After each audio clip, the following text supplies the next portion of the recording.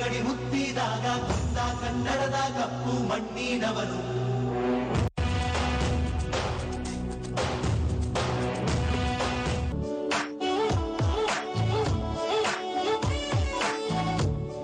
ಇದೊಂದು ಗಂಡ್ಕರ, ಇದು ಒಂದು ಬ್ಲಡ್ ಲೈನ್. ಬಟ್ ಇದನ್ನೇನ್ ಮಾಡ್ತೀನಿ, ಇಲ್ಲಿ ಪಿಜ್ರಾಪೋಲ್ ಅಂತಿದೆ ಇಲ್ಲಿ ಬೆಟ್ಟದ ಕೆಳಗಡೆ. ಸೊ ಏನ್ ಮಾಡ್ತೀನಿ, ಒಂದ್ ಸ್ವಲ್ಪ ದಿನ ಇಟ್ಕೊಳ್ತೀನಿ, ಆಮೇಲೆ ಅಲ್ಲಿ ಕೊಟ್ಬಿಡ್ತೀರಾ. ಅವ್ರು ಅಲ್ಲಿ ಸಾಕೊಳ್ತಾರೆ ಅಲ್ಲಿ.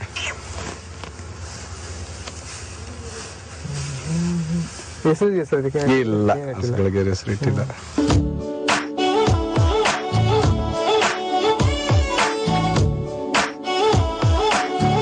ಯಾವ ಬ್ರೀಡ್ ಸರ್ ಇದು? ಇದು ಟರ್ಕಿ ಅಂತಾರೆ, ಅಂದ್ರೆ ವೈಲ್ಡ್ ಬರ್ಡ್ಸ್.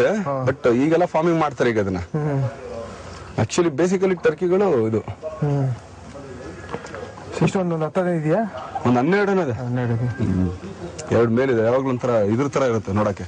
ಮೇಲ್ಗಳು ಒಂಥರ ನವಿಲ್ ತರ ಹಿಂಗ್ ಅನ್ಕೊಂಡೇ ಇರ್ತವೆ.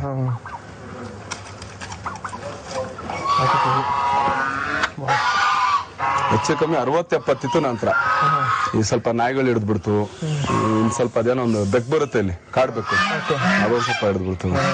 ಒಂದ್ ಸ್ವಲ್ಪ ಫ್ರೆಂಡ್ಸ್ ಗಳು ಕೊಟ್ಬಿಟ್ಟು ಅದಕ್ಕೆ ಅಂತ ನೋಡಿ ಜಾಗ ಮಾಡ್ಕೊಂಡು ಕೊಳ ಬೇಕೇ ಬೇಕಲ್ಲ ಅವಕ್ಕೆ.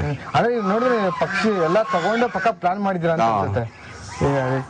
ಇದು ಇಷ್ಟು ಬಾತುಕೋಳಿಗಳ ಜಾಗ ಅಷ್ಟೇ ಯಾವ್ದು ಇರಲ್ಲ ಇಲ್ಲಿ. ಎಲ್ಲ ಈಗ ಮೊಟ್ಟೆಗಳು ಇಟ್ಕೊಂಡಿದ್ದಾವೆ ಕೆಲವು.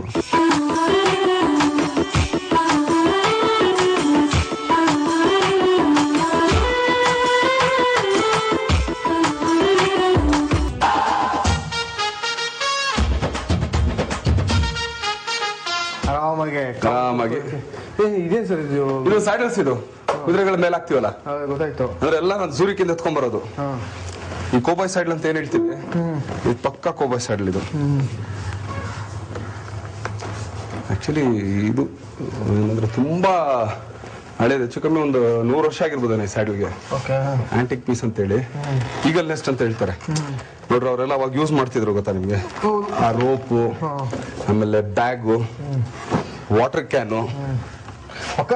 ನೀವು ಕುದುರೆ ಎಲ್ಲ ಪ್ರಿಪೇರ್ ಮಾಡ್ಕೊಂಡು ತಗೊಂಡಿದ್ದೀರಲ್ಲ, ಎಲ್ಲಿ ತಂದಿ ಸರ್? ಎಲ್ಲ ಸೂರಿಕಿಂದ. ಅಲ್ಲಿ ಇದು ಏನು ಇಂಟರ್ಲಾಕ್ ನಲ್ಲಿ ಒಂದು ಅಂಗಡಿನೇ ಇದೆ, ಬ್ರೂಸ್ ಅಂತ ಹೇಳಿ. ಅವನ ಹತ್ರ ಹೋಗೋದು ಎತ್ಕೊಂಡ್ಬರೋದು. ಪರ್ಸನಲ್ ಕಲೆಕ್ಷನ್ಸ್ ಅಂತ ಅಷ್ಟೇ.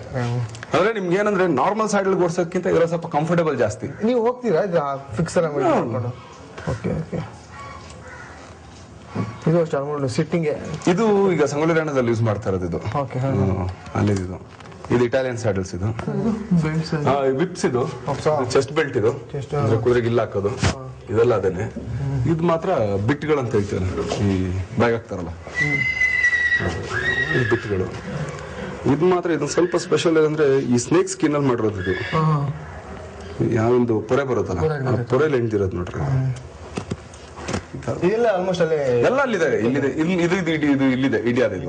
ಇದು ಆ ಮೇಲ್ಗಡೆ ಸೈಡ್ ಎಲ್ಲ ಇಂಡಿಯಾದ. ಇದೆಲ್ಲ ಅಲ್ಲಿದೆ.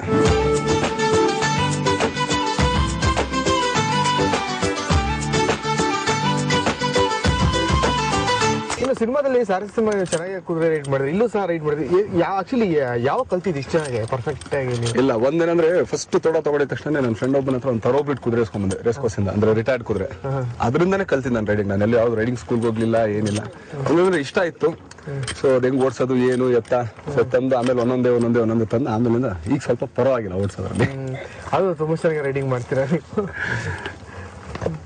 ಬಟ್ ಒಂದೇನಂದ್ರೆ ಹಾರ್ಸ್ ಪವರ್ ಅಂತ ಏನ್ ಹೇಳ್ತಾರೆ, ಇದನ್ನ ನೋಡಿದಾಗ್ಲೇ. ಯಾಕಂದ್ರೆ ನಾವು ಕೂತ ಆಮೇಲೆ ಇನ್ನೊಂದೇನಂದ್ರೆ ವರ್ಕೌಟ್ ವೈಸ್ ಈಗ ನೀವು ಕೇಳ್ತಿರೋ ದರ್ಶನ್ ಸ್ಲಿಮ್ ಹೆಂಗೆ ಅಂತ. ವರ್ಕೌಟ್ ಅಲ್ಲಿ ಒಂದ್ ಸ್ವಲ್ಪ ಸ್ಲಿಮ್ ಆಗ್ಬೋದು ಅಷ್ಟೇ. ಬಟ್ ಹಾರ್ಸ್ ರೈಡ್ ಮಾಡಿದ್ರೆ ನಿಮ್ಗೆ ಹೆಡ್ ಟು ಟೋ ವರ್ಕೌಟ್ ಆಗುತ್ತೆ. ಎಷ್ಟೋ ಜನಕ್ಕೆ ಗೊತ್ತಿರಲ್ಲಮ್ಮ. ಹೌದು, ಯಾಕಂದ್ರೆ ಒಂದು ನೀವು ಕರೆಕ್ಟ್ ಆಗಿ ರೈಡ್ ಮಾಡ್ತೀವಿ ಅಂದ್ರೆ ಒಂದು 10 ನಿಮಿಷ ರೈಡ್ ಮಾಡಕ್ಕಾಗಲ್ಲ. ಅದೊಂದು ಟ್ರಾಟ್ ಅಂತ ಹೋಗುತ್ತೆ. ಅದ್ ಬರೀ ಜಂಪಿಂಗ್ ಮಾಡ್ಕೊಂಡು ಅದಕ್ಕೆ ಏನ್ ಕುದುರೆಗೆ ಏನ್ ಅನ್ಸಲ್ಲ. ಬಟ್ ನಾವು ಮೇಲ್ಗಡೆ ಕೂತವ್ರಿಗೆ ಸಿಕ್ಕಾಬಿಟ್ಟು ಸ್ಟ್ರೇನ್ ಆಗುತ್ತೆ. ಸೊ ಏನಂದ್ರೆ ಈ ಕಾರ್ಡಿಯೋ ಅಂತ ಏನ್ ಹೇಳ್ತೀವಿ, ಈಗ ಥ್ರೆಡ್ ಮಿಲ್ ಮೇಲೆ ನೋಡ್ತೀವಿ, ಇಲ್ಲ ಪಾರ್ಕಲ್ಲಿ ನೋಡ್ತೀವಿ.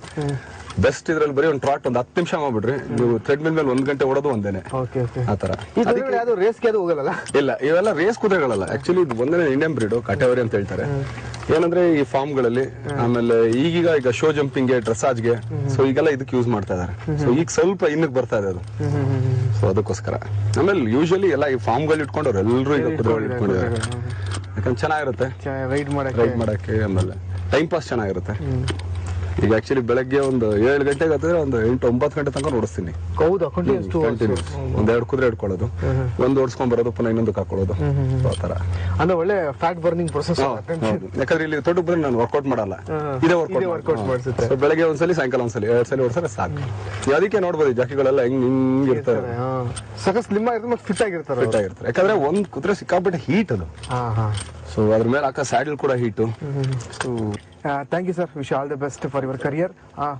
ನೀವು ಆದಷ್ಟು ಐ ಥಿಂಕ್ ವೀಕ್ಲಿ ಒಂದ್ಸಲ ಬಂದ್ಬಿಟ್ಟು ರೈಡ್ ಮಾಡ್ತಿರ್ತೀರಾ, ಫಾರ್ಮ್ ಹೌಸ್ ಎಂಜಾಯ್ ಮಾಡ್ತಿರ್ತೀರಾ. ಹೀಗೆ ನೀವು ಎಂಜಾಯ್ ಮಾಡಿ ಅಂತ ನಮ್ಮ ಆಶಯ. ಇದಿಷ್ಟು ದರ್ಶನ್ ಅವರ ಏನು ತೂಗುದೀಪ ಶ್ರೀನಿವಾಸ್ ಅವರ ಫಾರ್ಮ್ ಹೌಸ್ ನ ಪ್ರಾಣಿ ಪಕ್ಷಿಗಳ ಬಗ್ಗೆ, ದರ್ಶನ ಜೊತೆ ಪ್ರಾಣಿ ಪಕ್ಷಿಗಳ ಬಗ್ಗೆ ಮಾಹಿತಿ ನೋಡೋದು. ದರ್ಶನ್ ಯೂಶಲಿ ಇಲ್ಲೇ ಟೈಮ್ ಪಾಸ್ ಮಾಡೋದು, ಬಟ್ ತುಂಬಾ ಒಂದು ನೈಸ್ ಪ್ಲೇಸ್, ನಮಗೂ ಕೂಡ ತುಂಬಾ ಒಂದು ಅದ್ಭುತವಾದ ಜಾಗ ಅಂತ ನಾವು ನೋಡಿದ್ವಿ ಅಂತ ಹೇಳ್ಬೋದು.